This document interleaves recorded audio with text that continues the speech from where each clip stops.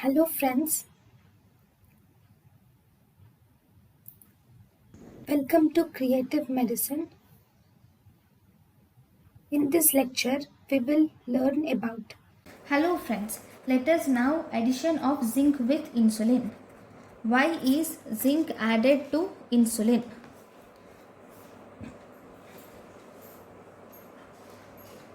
So insulin, namely we have two insulins, that is regular human insulin, and also NPH insulin or lente. Regular human insulin or NPH insulin or lente.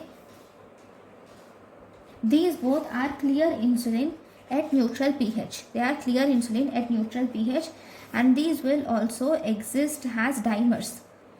These will exist as dimers that will assemble into hexamers. They will exist as dimers which will assemble into hexamers in the presence of two zinc ions, and this will provide stability to insulin.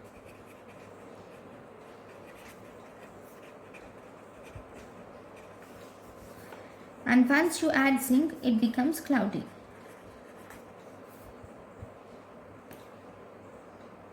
And one more thing, zinc is also necessary for processing.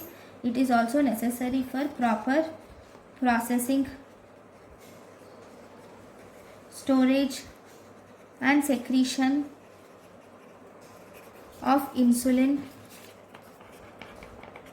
and it will also protect against beta cells.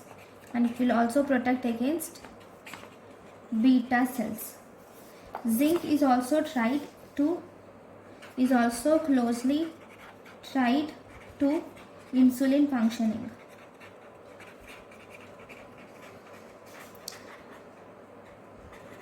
And if there is deficiency of zinc, this is associated with poor beta cell function.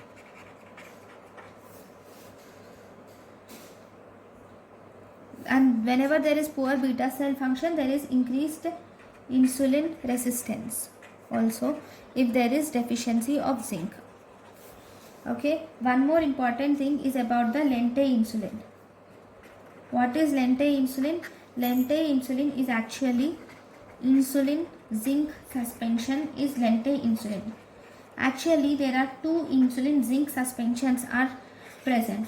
One which is with large particles, and which is crystalline, and second which is practically insoluble in water, which is ultra lente. Actually, both these are long acting insulin.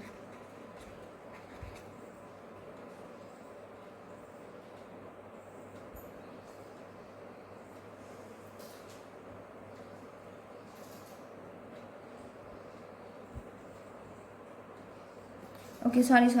The one with large particles and crystalline, this is practically insoluble in water, and it is ultra lente, that is long acting. This is the first type. Okay, there are two types. There are two parts in this. One is with large particles and which is called as crystalline, and it is practically insoluble with water, that is ultra lente part. And the second part is actually smaller particles, and it has amorphous. It is amorphous and it is shorter acting. Second part is smaller particles, amorphous, and it is shorter acting. Okay, this mixture of larger particle is to smaller particle, which is 7:3, is called as ultra lente. Whereas the smaller particles is also called as semi lente. And this ultra lente is intermediate acting. So I will explain this again. I'm sorry, I made a mistake. So in lente insulin, this is insulin zinc suspension. It has two parts. In the first part, it is larger particles which are crystalline, and these larger particles are practically insoluble in water. So this is called as ultra lente, and it is long acting. Whereas the second particle which is present is smaller particles, amorphous in nature, and they are shorter acting. These are called as semi-lente. So now if you see the ratio of larger particles, which is ultra-lente, with that of smaller particles, that is semi-lente, is 7:1. So this is complete. This is together called as lente insulin. Now this lente insulin is intermediate acting. Thank you for watching. Thank you, and thank you for watching.